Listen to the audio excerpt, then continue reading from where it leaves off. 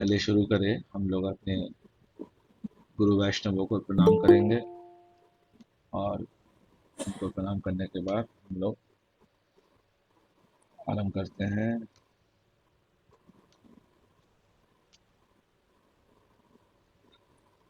नमो विष्णुपदाय राधिकाय प्रियात्मने श्री श्रीमद् भक्ति वेदांतो नारायणेति नामिने श्री कृष्ण लीला कथाने सुदक्षम औदुर्य माधुर्य गुणैश्च युक्तम वरें वरेण्यं पुरुषं महान्तं नारायणं त्वां शीर्षा नमामि। नमो विष्णुपदाय कृष्णप्रेष्ठाय भूतले श्रीमते भक्तिवेदान्त स्वामिनिति नामिने नमस्ते सरस्वती देवे गौरवाणी प्रचारिणे निर्विशेष शून्यवादी पाश्चात्य देश तारिणे। ओम अज्ञानतिमिरान्धस्य ज्ञानाञ्जनं शलाकया चक्षुरुन्मीलितं येन तस्मै श्रीगुरुवे नमः। नमो महावदन्नाय कृष्णप्रेमपदायते कृष्णाय कृष्णचैतन्य नामने गौरचक्षुरे नमः। आजानुलम्बितौ भुजौ कनकावधातौ सङ्कीर्तनाय कापितरौ कमलायताक्षौ विश्वम्भरौ द्विजवरौ जुगधर्मपालौ वन्दे जगत्प्रियकरौ करुणावतारौ। मुखं करोति वाचालं पङ्गुलङ्घायितं गिरिं यत्कृपातमं वन्दे परमानन्दो माधवम्। हे कृष्ण करुणा सिन्धु दीनबन्धु जगत्पते गोपेश गोपिकान्तो राधाकान्तो नमस्तुते। तप्तकञ्चन गौराङ्गे राधे वृन्दावनेश्वरि वृषभानुसुते देवी प्रणमामि हरिप्रिये। श्री कृष्ण चैतन्य प्रभु नित्यानंद श्री अद्वैत गदाधर श्रीवासादि गौर भक्त वृंद। हरे कृष्ण कृष्ण कृष्ण हरे हरे हरे राम राम राम हरे हरे। सबसे प्रथम अस्माद्य परमाराध्य गुरुपाद पद्म ओम विष्णुपाद परमहंस स्वामी अष्टोत्तर शतों नित्यलीला प्रविष्ट श्री श्रीमद् भक्तिवेदांत श्रीला नारायण गोस्वामी महाराज के अभय चरणों में अनंत कोटि दंडवत प्रणाम अर्पण करता हूँ। ओम विष्णुपाद स्वामी अष्टोत्तर शतोनितीला प्रविश्य श्रीमद् भक्तिवेदांत श्रीला स्वामी महाराज के श्री चरणों में अनंत कोटि दंडवत प्रणाम। समस्त रूपानुगा गौड़ीय वैष्णव आचार्यों के श्री चरणों में प्रणाम। उपस्थित आए सभी वैष्णव वैष्णवियों के चरणों में मेरा यथायोग्य प्रणाम। तो हम लोग भजन रहस्य ग्रंथ से हम लोग अध्ययन कर रहे हैं और इसका सेकंड चैप्टर में अभी हम लोग पहुंचे हैं। तो जो लोग भक्त ज्वाइन किए हैं इस भजन रहस्य ग्रंथ के चैप्टर में, हमारे आचार्य गणों ने बहुत सारे ग्रंथ दिए हैं। खासकर हमारे जो मॉडर्न आचार्य हुए अभी, मतलब हाल ही के समय के, मॉडर्न मतलब रिसेंट रिसेंट टाइम्स में, शिला भक्ति विनोद ठाकुर। ये रिसेंट टाइम में इसलिए क्योंकि अभी से हमारे जो परम गुरुदेव है भक्ति प्रज्ञान केशव महाराज और भक्ति सिद्धांत महाराज और भक्ति विनोद ठाकुर, अभी ये 1940s अंग्रेजों के उसी समय के हैं। बाकी हम लोग जो जो हमारे वृंदावन के 6 गोस्वामी या 8 गोस्वामी हैं, लोकनाथ दास गोस्वामी, भुगत गोस्वामी आदि, ये आज से 400-500 साल पहले के हैं। और भक्ति विनोद ठाकुर जैसे हम लोग जानते हैं पुरी के मैजिस्ट्रेट भी थे और किस प्रकार से जगन्नाथ टेम्पल के भी थे। उनके लिए रेल लाइन अभी भी है। अभी भी हम लोग नवद्वीप मायापुर में आते हैं तो उनके लिए रेल लाइन अभी भी बनी हुई है। कृष्णनगर से आम घाटा वो वाला जगह है जहाँ पे महाप्रभु ने आम के जो टहनी है उसको मिट्टी में गाड़े थे और वहां से आम का पेड़ निकल गया था। और सभी भक्त जो संकीर्तन करते हैं उनको बहुत सुस्वादित आम मिला था और ऐसा आम था जिसमें कोई गुठला नहीं था, एकदम रसीला आम। तो वो आम घाटा स्टेशन अभी भी है और वो आम घाटा स्टेशन से फिर वो सानंद सुखोदा कुंज के जहाँ पे भक्तिविनोद ठाकुर का घर है वहाँ पे, वहाँ भी अभी स्टेशन है। यद्यपि वो रेल लाइन अभी यूज नहीं हो रहा है, लेकिन फिर भी है। तो ये भक्तिविनोद ठाकुर का ग्रंथ भजन रहस्य, मतलब द कॉन्फिडेंशियल सीक्रेट्स, कि इस ग्रंथ में क्या क्या सीक्रेट है, क्या उस ग्रंथ में भजन हमें कैसे करना चाहिए, हमारा अविधेय क्या है, प्रयोजन क्या है और संबंध क्या है, हरे कृष्ण महामंत्र जप हमें कैसे करना चाहिए, और अगर जप हम कर रहे हैं तो क्या सोच के जप करना चाहिए, भगवान का लीला का क्या स्मरण करना चाहिए, भगवान की अष्टकालीन लीलाएं मतलब भगवान की आठों पहरों की जो लीलाएं होती है, इसको एट फोल्ड पास टाइम्स बोलते हैं। एक पहर, दो पहर, तीन तीन पहर, जैसे दो पहर होता है। ये दो पहर शब्द कहाँ से आया? पहर, पहर मतलब साढ़े तीन, चार, 4 घंटा, 2 घंटा, हर एक पहर थोड़ा डिफरेंट करता है। तो भगवान का ये अष्टकालीन लीला, तो हमें हरे कृष्ण जप कैसे कैसे करना चाहिए, ये जो सीक्रेट्स है,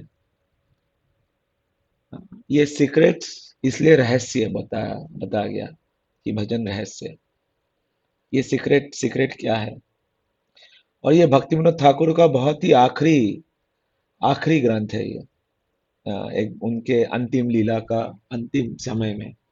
तो इस ग्रंथ में उन्होंने भजन के बहुत सुंदर विचार उन्होंने दिया कि प्रथम प्रथम याम साधना क्या है, जो निशांत लीला, निशांत मतलब कल भी हम लोगों ने सुना, निश अंत, निशा, जब निशा का अंत होता है, जब हम जैसे जीव यही रूपे ब्रह्मांड घुरिते कोनो भाग्यवान जीव, गुरु कृष्ण कृपा पाए भक्ति लता बीज।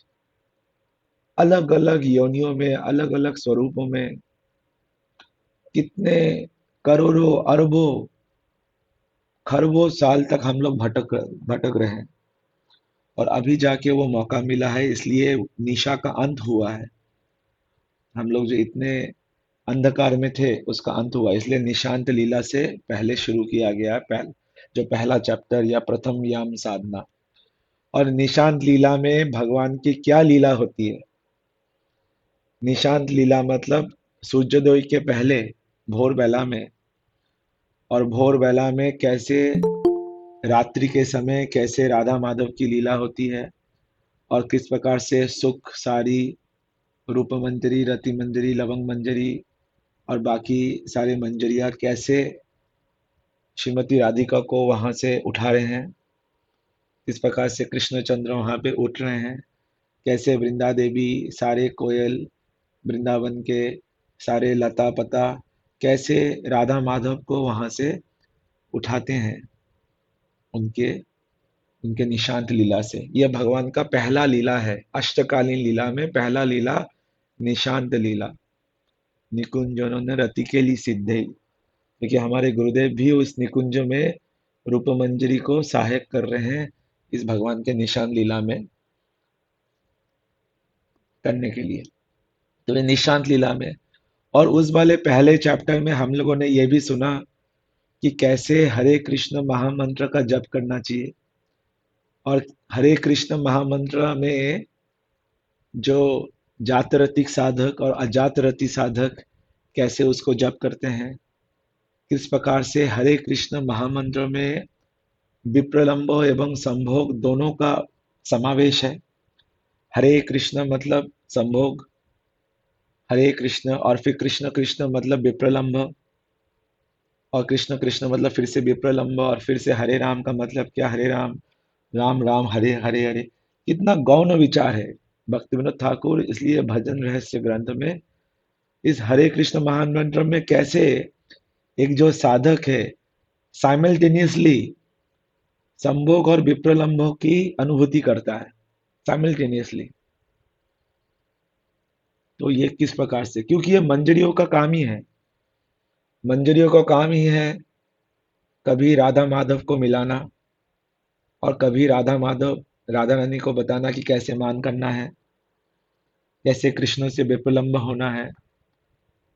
और जो राधा रानी, श्रीमती राधा ठाकुरानी के मन में जो चल रहा है, हमारे रूप मंजरी उनके मन में भी वही चल रहा है, उनके उनके मन के साथ वो तादात्म्य हो जाते हैं। तो इन सारे गौण विषय के बारे में हम लोगों ने प्रथम चैप्टर में डिटेल में सुना। प्रथम प्रथम यम याम साधना।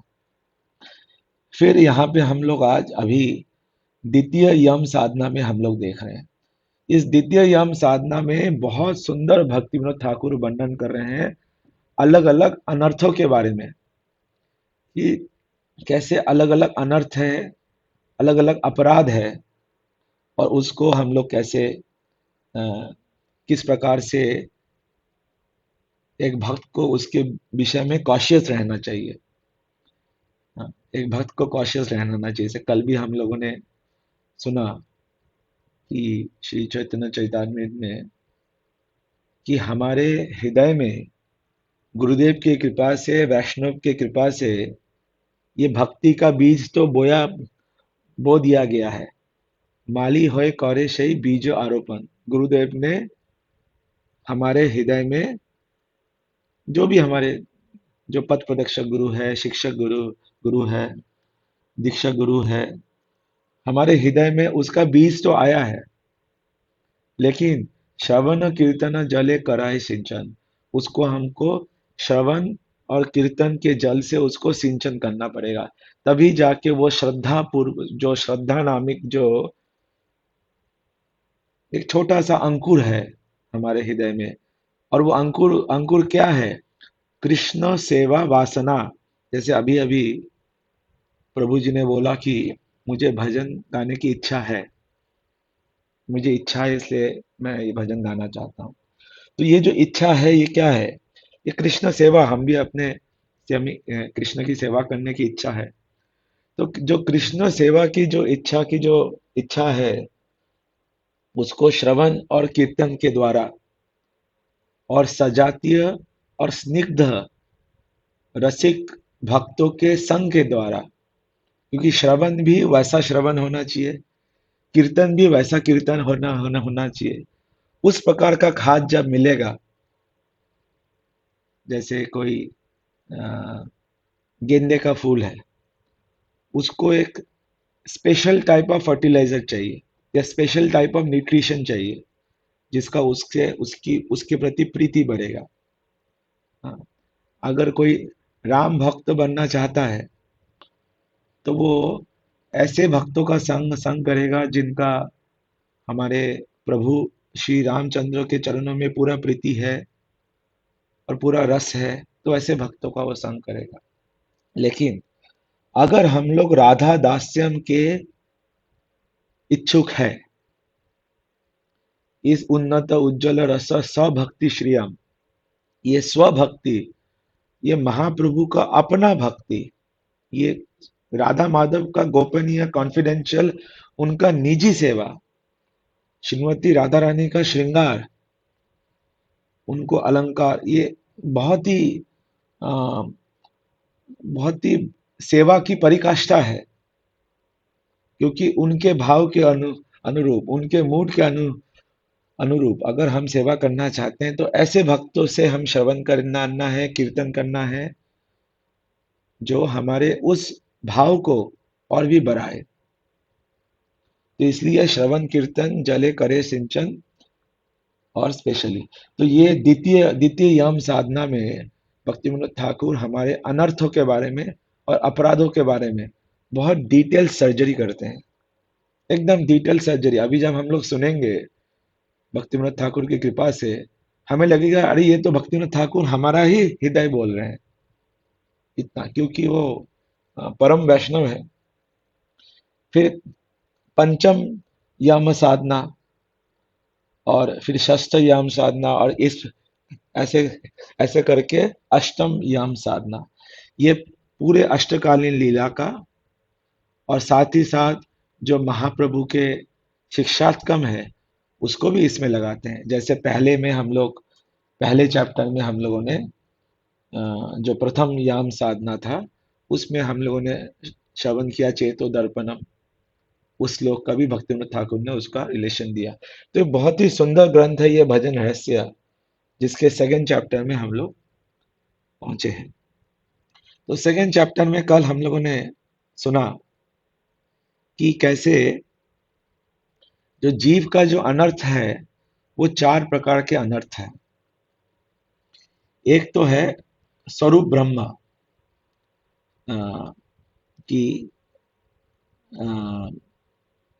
स्वरूप विभ्रम, कि कैसे किस प्रकार से हमारा स्वरूप भ्रम हो गया है उसके बारे में। और इस स्वरूप ब्रह्म के भी चार प्रकार के हैं, वो हम सुनेंगे अभी। फिर असत तृष्णा, कोई भी भौतिक चीजों के प्रति कृष्ण कृष्ण सेवा के अतिरिक्त कोई भी दूसरा कोई किसी चीज को प्राप्त करने की इच्छा, कोई असत तृष्णा है। बिकॉज कृष्ण ही सत है, बाकी असत है। अगर कृष्ण सेवा में वो नहीं है तो वो असत तृष्णा। जो तृतीय है वो है अपराध। और जो चतुर्थ अनर्थ है वो है हृदय दुर्बल्य। ये हृदय दुर्बल्य, इसके इसके बारे में भी इन सब के विभाग है। तो आज हम जो स्वरूप ब्रह्म है और असत तृष्णा है उसके बारे में हम लोग थोड़ा डिटेल में समझेंगे। ये जो अनर्थ है इसका पहला है स्वरूप ब्रह्म। और इस स्वरूप ब्रह्म में भी चार प्रकार है। जीव स्वरूप ब्रह्म, परातत्व ब्रह्म, साध्य साधन तत्व ब्रह्म और भजन विरोधी विषय ब्रह्म। जो जीव स्वरूप ब्रह्म है उसमें जो जीव है वो अपने, कल भी हमने सुना, वो अपने स्वरूप को ही वो अपना मान लेता है। हम ऑफिस गए तो ऑफिस में हमने अपने आप को समझ लिया कि मैं एक डेवलपर हूँ, या एक टेस्टर हूँ, मैं मैनेजर हूँ, मैं कोई एडमिन हूँ, मैं प्रोजेक्ट मैनेजर हूँ मेरा। तो उस समय हम उस शरीर के उसी कॉन्सेप्ट में ही रहते हैं कि हम अपना जो वास्तविक स्वरूप है, जीवरे स्वरूप है, वास्तविक स्वरूप क्या है, जीवरे स्वरूप है नित्य कृष्ण दास। उस कि हम हमारा स्वरूप क्या है उसको ना भूल के ये जो हड्डी मांस मज्जा खून बोन्स हड्डी से जो बना है उसको हम लोग स्वयं उसको समझ लेते हैं। और यही समझते हैं कि हम ही भोक्ता है, इसको हमको ही एंजॉय करना है। हाँ, और जब ऐसे समझेंगे फिर उससे कष्ट होता है। तो ये है स्वरूप, जीव स्वरूप भ्रम। ये भ्रम में रहते हैं हम मैक्सिमम। आज अभी इस संसार के हम जितने भी झगड़े होते हैं, ये झगड़ा किस लिए होता है? ये जीव स्वरूप ब्रह्म के कारण। हाँ, ये घर मेरा है, ये घर तुम्हारा है, या फिर तुमने मुझे ऐसे कैसे बोल दिया। ये जीव स्वरूप ब्रह्म के कारण हम अपने आप को ही शरीर समझ रहे हैं।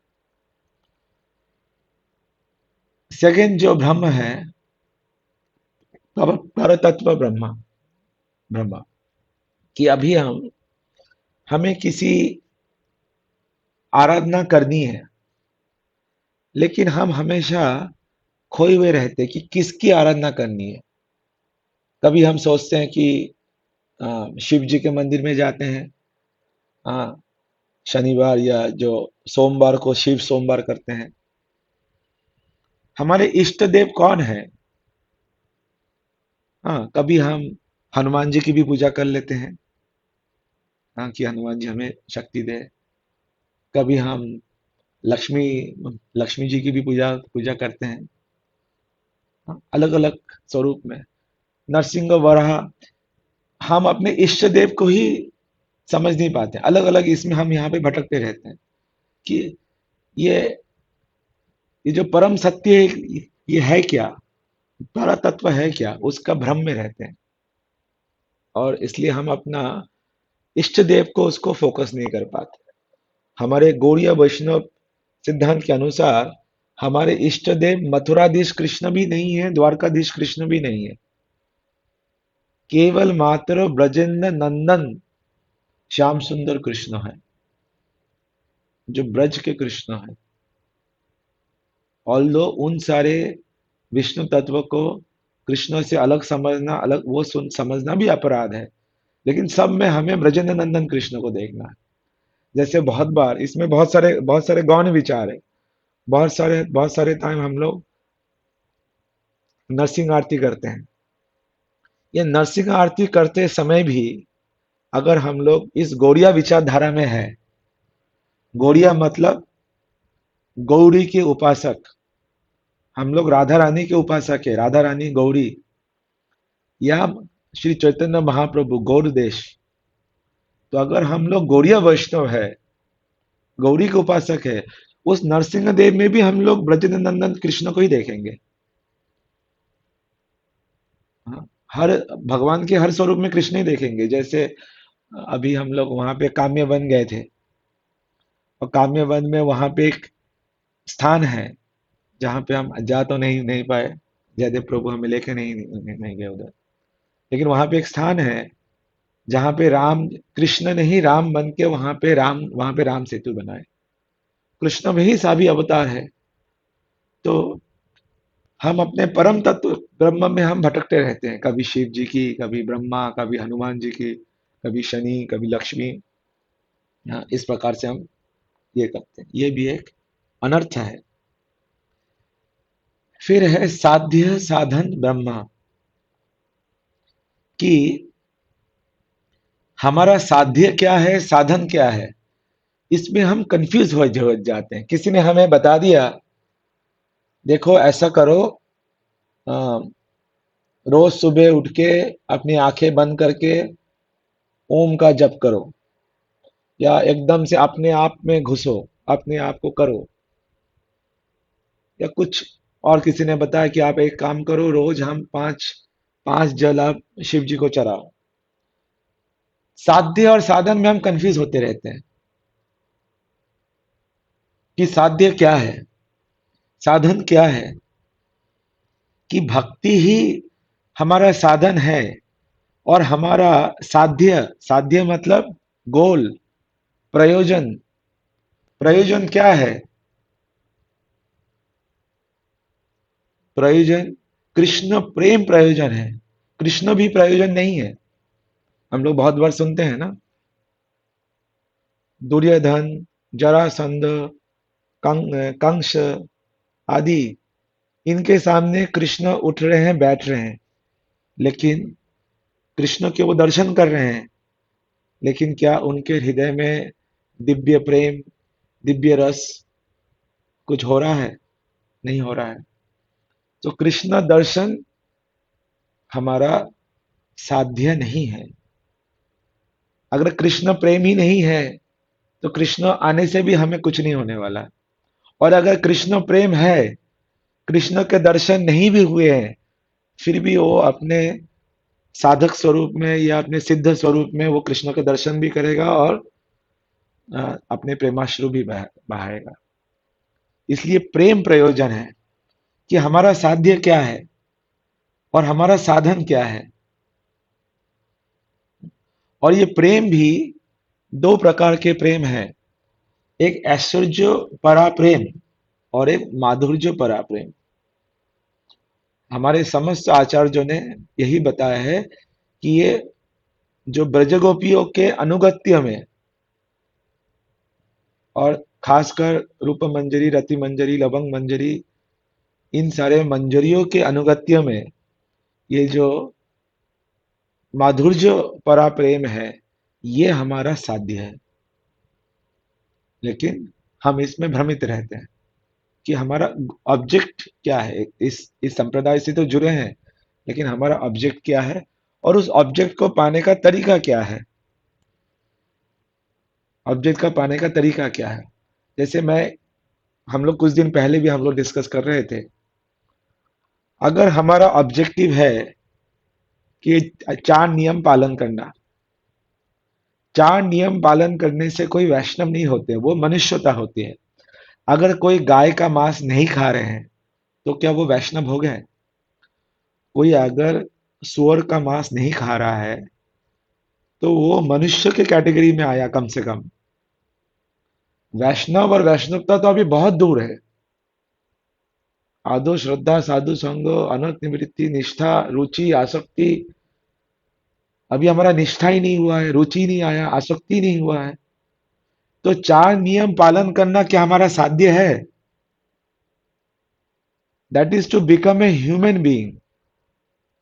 वहां से मनुष्य बना है। तो इसलिए इन सारी चीजों को हमें समझना पड़ता है। बहुत बार हम लोग कोई भी संप्रदाय से जुड़ने से, हाँ, जैसे कुछ दिन पहले हम लोग भक्ति विनोद ठाकुर का भक्ति वेदांत स्वामी महाराज का प्रणाम मंत्र पढ़ रहे थे। और उस उनके प्रणाम मंत्र में क्या है? हाँ, निर्विशेष शून्यवादी पाश्चात्य देश तारिणे।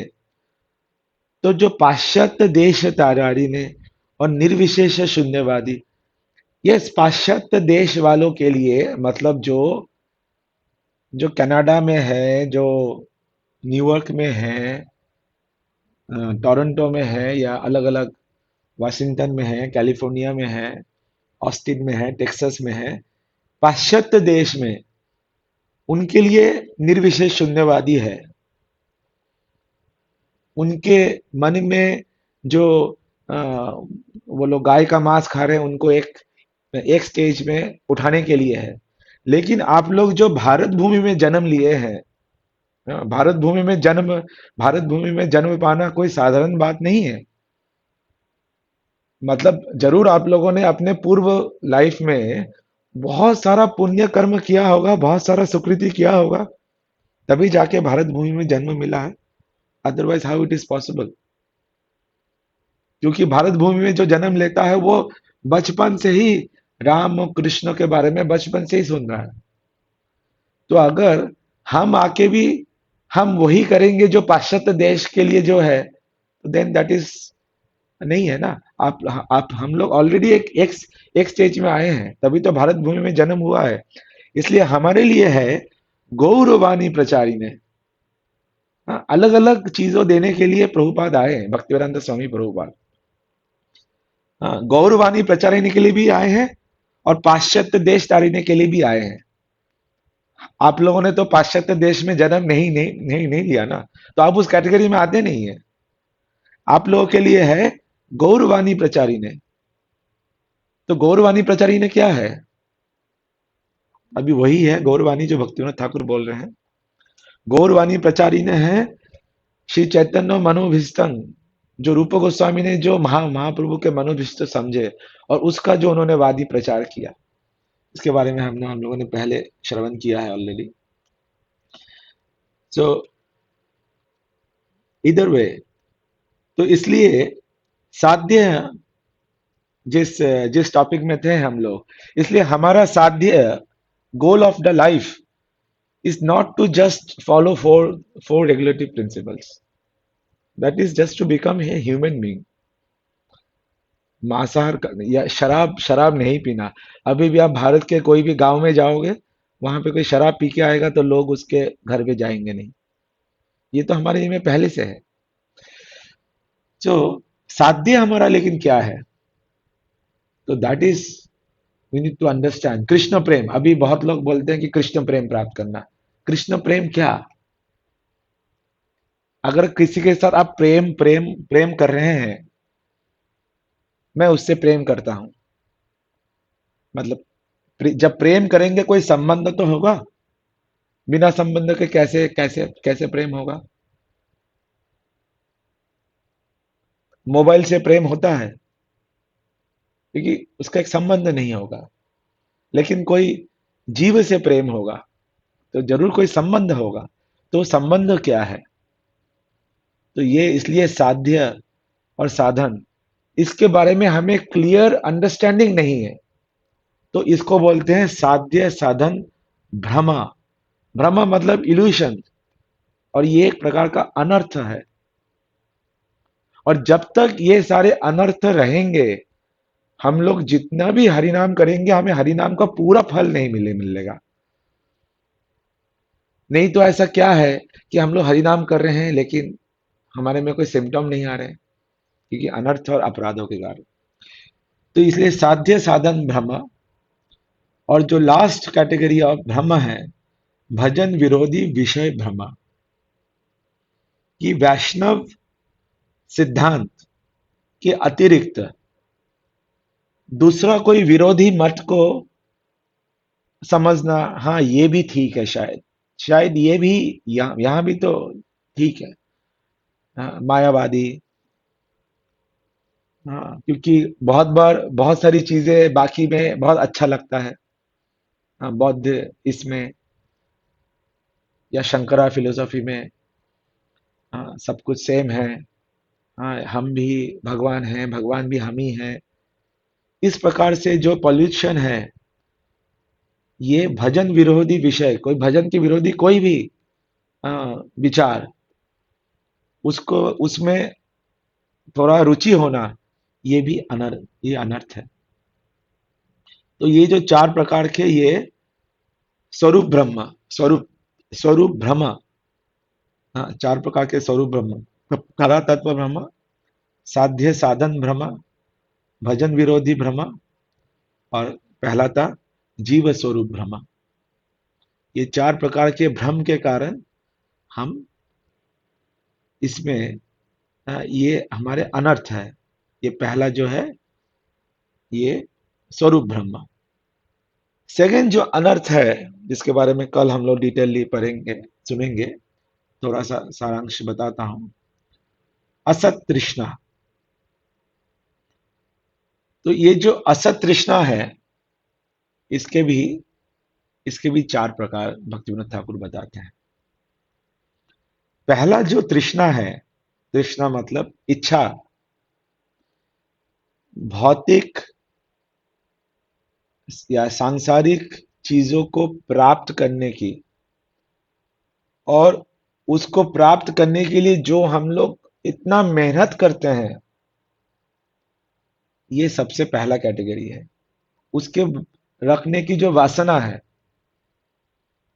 कोई भी इच्छा हो, वो इच्छा छोटा बड़ा कुछ भी हो, लेकिन भौतिक चीजों को प्राप्त प्राप्त करने की, और उस भौतिक चीजों को प्राप्त करने के बाद भी हमें कष्ट ही मिलता है। जैसे बहुत बार हम लोग उदाहरण होते हैं, ऊंट जो है जाके वो कैक्टस खाता है, और कैक्टस से कोई स्वाद नहीं है। इस संसार में कोई सुख नहीं है। कलु कली कली दुखे निधि राजन अस्ति एक महान गुना, कोई ये नहीं है, हरि भक्ति के अलावा कोई सुख नहीं है। लेकिन फिर भी उसको उस कैक्टस को खाने के लिए ऊंट बहुत मेहनत करता है, बहुत उसको ढूंढता है, बहुत चबाता है, और उस कैक्टस से उसके मुंह में घाव हो जाता है, वहां से खून निकलता है, और उस खून को स्वाद लेके बोलता है, वाह बहुत स्वादिष्ट नमकीन। हमारे गुरुदेव बोलते हैं, हाँ, कितना सुंदर नमकीन खा रहे हैं, क्योंकि अ, जो ब्लड है उसका स्वाद थोड़ा सा सॉल्टी होता है, तो क्या नमकीन आ रहा है। वास्तव में वो अपना ही खून खा रहा है, उस कैक्टस से कुछ रस रस नहीं है। तो ये संसार का सुख वैसा है, च्युइंगम, चुइंग द च्युइंग। मृग तृष्णा, सुबह बचपन से हम लोग कर रहे हैं कि अरे ये स्कूल में इतना प्रॉब्लम, मुझे स्कूल जाना पड़ता है, होमवर्क मिलता है। हाँ, थोड़ा सा बड़ा हो जाऊंगा तो मैं फ्री हो जाऊंगा। फिर ये माँ माता पिता बहुत डांट रहे हैं मुझे, हाँ कॉलेज जाना पड़े, स्कूल में भेज रहे हैं, ये होमवर्क करो, क्लास 10 का एग्जाम दो, चलो कॉलेज आ गए। कॉलेज अभी ना, college life is the best life, right? That is the best life. एकदम फ्री, जवान। अभी अभी आ गया कॉलेज के एग्जाम का ये, और कॉलेज में अलग अलग झमेले। हाँ, कभी रैगिंग का झमेला, कभी मारपीट का झमेला, हाँ, कभी कॉलेज में इश्क मोहब्बत का झमेला, सो मेनी टाइप्स ऑफ झमेला। और एग्जाम आ गया तो अभी एग्जाम में कोई फेल हो गया, प्रैक्टिकल हो गया, कितना, मतलब ये बहुत ज्यादा मुश्किल है यार। कोई और प्लस प्लस कोई पैसा नहीं है।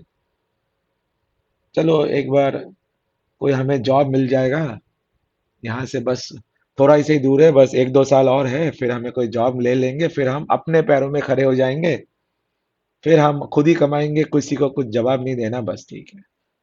बस, now this is the solution to all problems. फिर उसको पाने की इच्छा, असत, फिर से असत तृष्णा। हाँ, अभी जॉब मिल गया, बढ़िया। अभी जॉब में गए, हाँ, ऑफिस के बॉस बोले भैया ये करो, नहीं हो रहा है, प्रेशर हो रहा है, तुम्हारा कलीग, हाँ, फायरिंग हो रही है। अमेजन वाले 10,000 लोगों को निकाल रहे हैं। ट्विटर ने अपने आधे एम्प्लॉयज को निकाल दिया है। माइक्रोसॉफ्ट भी फायरिंग करने करने वाला है। मेरा जॉब रहेगा कि नहीं रहेगा? मैंने तो गाड़ी का लोन भी ले लिया है। अब ये लोन को कैसे ले लूंगा? अब गाड़ी भी आ गया है, जॉब भी जा रहा है, अब मैं कैसे संभालूंगा? हाँ, ये तो मुश्किल हो गया। चलो मैं एक शादी कर लेता हूँ, तो हो सकता है उसमें शेयरिंग हो जाए। अब उसके उसके आगे मैं नहीं जाऊंगा। तो कल भी हम लोग पूछ रहे थे, आप एक 80 साल के अम्मा से पूछो, क्या वो सुखी हो पाए हैं पूरे जीवन भर मेहनत करने के बाद? कोई भी इसमें, कोई भी। और ऐसा नहीं कि ये बस भारत में ही है, ये बस भारत में ही ऐसा प्रॉब्लम है, बाकी विदेशों में तो स्वर्ग है। भारत में तो फिर भी बहुत अच्छा है, क्योंकि लोग यहाँ पे एक दूसरे की सहानुभूति करते हैं, हेल्प करते हैं। हाँ, कुछ अगर खाने को नहीं मिल रहा है तो मठ मंदिर में जाके खाना मिल जाए। हमारे वृंदावन में तो सातों मंदिर में हमेशा भंडारा चल रहा। हाँ, ये एक कंडीशन है। और हमारे गोवर्धन में सुअर का कंडीशन क्या है? हाँ, श्री राजेंद्र दास महाराज जी बोलते हैं कि गोवर्धन के जो सुअर है वो भी भक्त है। वो सुअर भी रोज दूध का लहरें पी रहा है, और सुअर भी घी का मलवा खा रहा है।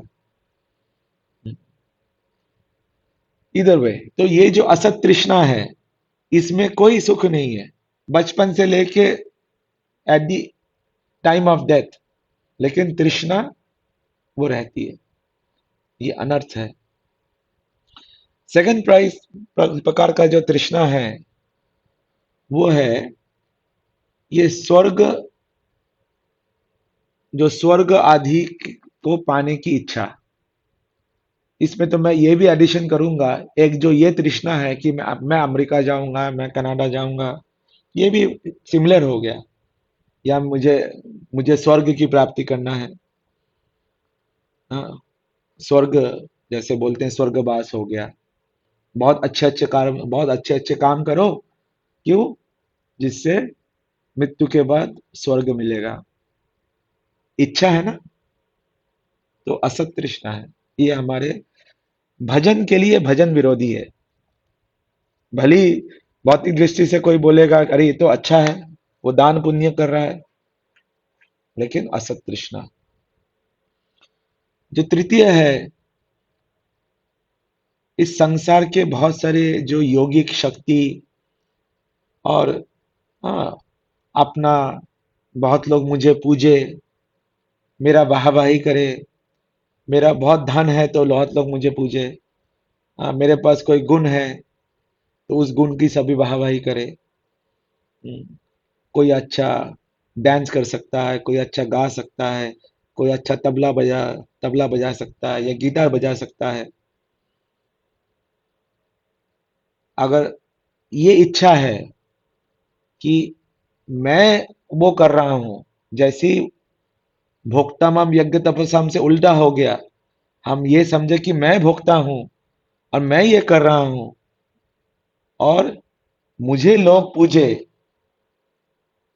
मेरे अंदर बहुत सारे इस प्रकार से अष्टांग योग आए या अनिमा लघिमा आदि आए, या मेरे अंदर कोई गुण आए, बस वो भी एक तृष्णा है, अपने प्रेस्टीज की, अपने रेस्पेक्ट की।